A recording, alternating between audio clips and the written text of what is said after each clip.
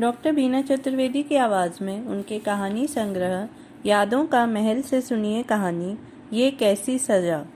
इस कहानी की नायिका उपासना ने अपने माता पिता के विरोध के बाद भी अपने साथ ऑफिस में काम करने वाले अविनाश से शादी कर ली थी।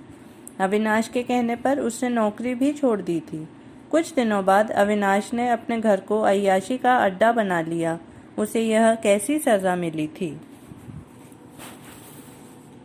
सुनिए कहानी ये कैसी सजा। जनवरी का महीना था। कड़ाके की सर्दी पड़ रही थी। रात भर बादलों की भयंकर गर्जना एवं शरीर को चीर डालने वाली सर्द बर्फीली हवाओं के साथ तेज वर्षा हो रही थी। ऐसा लग रहा था मानो इंद्रदेव ने अपना प्रकोप दिखाने की ठान ली थी।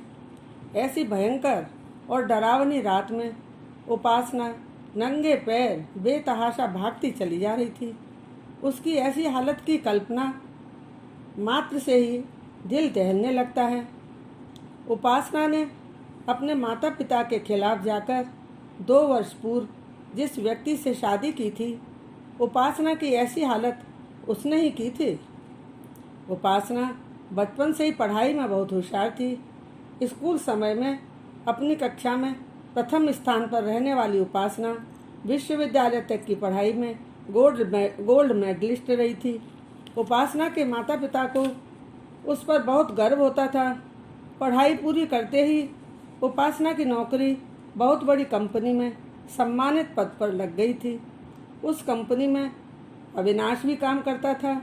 धीरे धीरे अविनाश और उपासना एक दूसरे को पसंद करने लगे थे। इनकी निकटता परवान चढ़ रही थी। एक दिन अविनाश ने उपासना के समक्ष शादी का प्रस्ताव रख दिया था। उपासना ने जवाब दिया था कि वह सोच विचार करके बताएगी। जब उपासना ने इस संबंध में अपने माता पिता को बताया कि वह ऑफिस में उसके साथ काम करने वाले व्यक्ति से शादी करना चाहती है, तब उसके माता पिता ने यह कहकर साफ इनकार कर दिया था कि बेटा, जिंदगी भर साथ निभाने जैसे शादी के रिश्ते का फैसला भावना में बहकर नहीं लिया जा सकता। ऐसे रिश्ते अधिक समय तक नहीं टिकते। अभी तुम अविनाश को जानती ही कितना हो। पहले एक दूसरे को अच्छी तरह से समझो, उसके परिवार की जानकारी लो, उसके बाद ही निर्णय करना। उपासना के दिलो दिमाग में अविनाश का जादू इस तरह से छाया हुआ था कि उसने माता पिता की सलाह को दरकिनार करते हुए अविनाश से शादी कर ली थी। शादी कर लेने के बाद जब उपासना अविनाश के साथ अपने माता पिता का आशीर्वाद लेने आई थी, तब उपासना के पिता ने यह कहते हुए कि आज से हम लोगों को तुम्हारे साथ कोई संबंध नहीं रखना है, तुम दोनों यहाँ से चले जाओ, और घर का दरवाज़ा बंद कर लिया था। उपासना की शादी को मात्र 2 वर्ष ही बीते थे और इतने कम समय में उपासना को न मालूम कितने पापड़ बेलने पड़े थे। इस बात को उसके सिवा कोई नहीं जानता था। माता पिता का कहना न मानकर उसने अपनी ज़िंदगी बर्बाद कर ली थी। सिवाय पछतावे के उसके पास कुछ भी नहीं बचा था। जिसने अपने पैरों में स्वयं कुल्हाड़ी मारी हो, वह किसी को कैसे दोष दे सकता है। अविनाश ने शादी कर लेने के बाद सबसे पहला काम यह किया था कि उपासना की नौकरी से उसे त्याग पत्र दिलवा दिया था। अविनाश के प्यार में पागल हुई उपासना उसकी चाल को समझ नहीं सकी थी। शादी के बाद शुरू के कुछ दिन बहुत अच्छे व्यतीत हुए थे। घूमना फिरना और मस्ती करना, कब दिन उगता कब बीत जाता कुछ पता ही नहीं चलता था। वह अविनाश को पाकर स्वयं को इस संसार की सबसे खुशहाल महिला समझने लगी थी। मगर शीघ्र ही उसकी मदहोशी के दिन समाप्त हो गए थे। जमीनी हकीकत अब समझ में आई थी। अविनाश ने अपने दोस्तों की रात रंगीली करने के लिए अपने घर को अय्याशी का अड्डा बना लिया था। उपासना की जिंदगी बद से बदतर होती जा रही थी। शाम ढलते ही अविनाश के घर के फोन की घंटी घनघनाने लगती, शराब की बोतलें सजने लगती थीं। अविनाश उपासना को आदेश देता कि वह सज धज कर तैयार हो जाए। यदि वह इसका विरोध करती तब उस पर कोड़े बरसाए जाते थे। मजबूर होकर उपासना को वह सब करना पड़ा। अविनाश की इस हरकतों के समक्ष वह स्वयं को लाचार एवं विवश समझती थी। अविनाश की पार्श्विक प्रवृत्तियां दिन दूनी रात चौगनी बढ़ती जा रही थी। उपासना जैसी होशियार और समझदार लड़की को अपनी जिंदगी के दिन इस तरह लाचार होकर व्यतीत करने होंगे, इस तरह की तो उसने कभी कल्पना भी नहीं की होगी। उसने बस यही तो चाहा था कि वह शादी के बाद एक सुकून भरी जिंदगी जिएगी। जिस अविनाश को उसने अपना सर्वस्व समर्पित कर दिया था, उसने उसे अपने पैर की जूती समझ लिया था। वह वक्त की धारा में बहती गई और उसकी जिंदगी नर्क बनती गई। रात होते ही अविनाश के दोस्त उपासना को अपनी मलकियत समझने लगते थे। अविनाश के आदेशानुसार उपासना को उसके सभी दोस्तों को बारी बारी से शराब के गिलास पेश करने होते थे और बदले में वह लोग उपासना के साथ अपनी मनचाही हरकतों से उसे जलील करते थे। यदि उपासना उनका विरोध करने की कोशिश करती तब अविनाश लात घूंसों के ताबड़तोड़ प्रहार से उसको दिले दिमाग को लहू लुहान करने से भी नहीं चूकता था। उपासना की हालत उस निरीह गाय जैसी थी कि उसका मालिक उसका दूध भी पीता और डंडों से उसे चोट भी पहुंचाता था। एक रात अविनाश का एक थुलथुल और बदसूरत साथी कामांध होकर अपने मुंह से बार बार शराब की गंध भरी फुफकार निकालते हुए उपासना को अपनी ओर खींचने का भरसक प्रयास कर रहा था। तभी उपासना ने लात मारते हुए उसे एक जोरदार धक्का देकर जमीन पर गिरा दिया था और उस पर लात घूंसे से ताबड़तोड़ प्रहार करने लगी थी। वह दर्द से चीख रहा था। अविनाश और उसके अन्य साथी नशे की हालत में दूसरे कमरे में बेसुध पड़े थे। उपासना ने फुर्ती के साथ दरवाजा खोला और बाहर आकर दरवाजे की कुंडी बंद करके उन लोगों के चंगुल से छूटकर धड़धड़ाती हुई भागने लगी थी। आज की रात उसके अंदर न मालूम कहाँ से इतनी शक्ति आ गई थी। शायद ऊपर वाले को उस पर दया आ गई थी। कुछ देर तक उपासना दरवाजे पर लगे नीम के पेड़ के नीचे अपनी बेबसी पर रोती रही।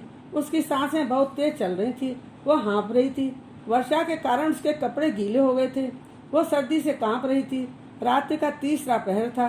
घनघोर वर्षा हो रही थी और वह खुले आसमान के नीचे बैठी सोच रही थी कि इस अंधेरी रात्रि के समय उसकी जिंदगी में भी अंधकार गहरा रहा था। ठंडी हवा के झोंके उसे तीर के समान चुभ रहे थे। अब वर्षा थम गई थी। वह उठी और चलने लगी। गीले कपड़े हो जाने के कारण वह तेज कदमों से चल भी नहीं पा रही थी। सड़क पर मॉर्निंग वॉक करने वाले इक्का दुक्का लोग दिखाई पड़ने लगे थे। उपासना थककर चूर हो गई थी, अतः पुनः एक पेड़ के नीचे बैठकर सुस्ताने लगी थी। सूर्य देवता अपनी सुनहरी किरणों के कंधों पर सवार होकर धीरे धीरे आसमान पर चढ़ने लगे थे। सड़क पर चहल पहल होने लगी थी, मगर उपासना की जिंदगी का सूरज अब हमेशा हमेशा के लिए अस्ताचल में चला गया था। अनंत विचारों में खोई हुई उपासना एक लंबी पदयात्रा करने के बाद छोटी बहन अपर्णा के दरवाजे पर पहुंच गई थी। अपर्णा के दरवाजे पर लगी घंटी को उपासना ने धड़कते दिल से बजाया था। अपर्णा सोचने लगी कि इतनी सुबह उससे मिलने कौन आया होगा। अपर्णा ने जैसे ही दरवाजा खोला और अपने समक्ष अपनी बड़ी बहन को फटे हाल खड़े देखा तब वह हतप्रभ हो गई। उसने शीघ्रता के साथ उपासना को अपने घर के अंदर कर लिया था। उपासना छोटी बहन अपर्णा के गले लगकर बेतहाशा रोई जा रही थी। अपर्णा उसे चुप करने की कोशिश कर रही थी, मगर उसका रोना बंद नहीं हो रहा था। अपर्णा ने उसे पानी पिलाया और कहा कि वह कुछ देर शांत होकर बैठे। अपर्णा ने फुर्ती से चाय बनाई। अपर्णा ने उपासना से कहा कि वह चाय बिस्कुट खा ले और उसके बाद तसल्ली से बताए कि वह इस हालत में कैसे पहुंची। अपर्णा उपासना से 5 वर्ष छोटी थी। उसने शादी नहीं की थी। उसकी शादी के लिए एक से बढ़कर एक रिश्ते आए थे, मगर उसने शादी करने से साफ इनकार कर दिया था। इससे उसके माता पिता के दिल को बहुत ठेस पहुंची थी। उनका कहना था कि दोनों बेटियों ने समाज में उनकी नाक कटवा डाली थी। एक बेटी ने मनमर्जी से शादी कर डाली और दूसरी ने शादी नहीं करने का फैसला कर लिया। इस बात को लेकर घर में आए दिन वाद विवाद होता रहता था। इस वजह से परेशान होकर अपर्णा ने घर छोड़ दिया था और वह अलग घर लेकर रहने लगी थी। नौकरी के साथ साथ पढ़ाई करते हुए वह मजिस्ट्रेट बन गई थी। माता पिता से मिलने के लिए वह जाती रहती थी। उनकी बहुत इज्जत करती थी, मगर उसे टोका टाकी बर्दाश्त नहीं थी। एक दिन अविनाश ने उपासना पर दबाव डालकर कहा था कि वह अपर्णा को फोन करके कह दे कि वह उससे कोई संबंध नहीं रखना चाहती, अतः भविष्य में फोन करके उसे डिस्टर्ब नहीं करें। इसके बाद से ही अविनाश ने उपासना को घर में बंद कर लिया था। इस तरह से उपासना और अपर्णा की मुलाकात एक लंबे अरसे से नहीं हुई थी। अविनाश के चंगुल में फंसी उपासना को वही सब करना पड़ता था जैसा वह चाहता था। तभी तो उसे उपासना पर जुल्म करने की पूरी छूट मिल गई थी। अविनाश फोन का ताला बंद करके रखता था। उपासना किसी को फोन तक नहीं कर सकती थी। उपासना आदि से अंत तक अपनी जिंदगी की दुख भरी कहानी बड़ी मुश्किल से अपर्णा को सुना सकी थी। उपासना के पूरे शरीर पर चोट के निशान उसकी दुख भरी कहानी के गवाह थे। अपर्णा उपासना को लेकर पुलिस स्टेशन गई और उसने अविनाश के विरुद्ध विस्तार पूर्वक रिपोर्ट लिखवाई थी।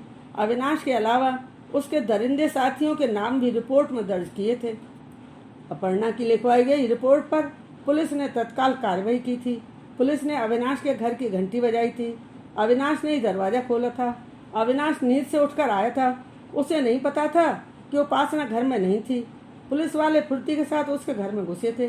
कमरे की हालत चीख चीख कर उसकी दरिंदगी का बयान कर रही थी। पुलिस ने अविनाश के साथ उसके साथियों को भी गिरफ्तार कर लिया था। अचानक आई पुलिस को देखकर उन दरिंदों की समझ में नहीं आ रहा था कि सब कैसे हो गया। पुलिस ने सबको जेल में बंद कर दिया था। उनकी जमानत करवाने के लिए कोई नहीं आया था। कई महीनों तक चले मुकदमे में कई धाराओं के तहत सबको कई वर्ष की सजा हुई थी। उपासना की जिंदगी से हुई खिलवाड़ के कारण वह पूरी तरह से टूट गई थी। अपर्णा ने उसका इलाज करवाते हुए उसकी भली भांति देखभाल की थी। उपासना के ठीक हो जाने के बाद उसने नई नौकरी ज्वाइन कर ली थी। अब वह सुकून भरी जिंदगी जीना चाहती थी। उपासना को इस बात का बहुत अफसोस था कि उसने माता पिता के विरोध के बाद भी मन मर्जी से शादी कर ली थी। बहुत संभव है कि इसी वजह से उसे ऐसे दिन देखने पड़े थे। उसे यह कैसी सजा मिली थी।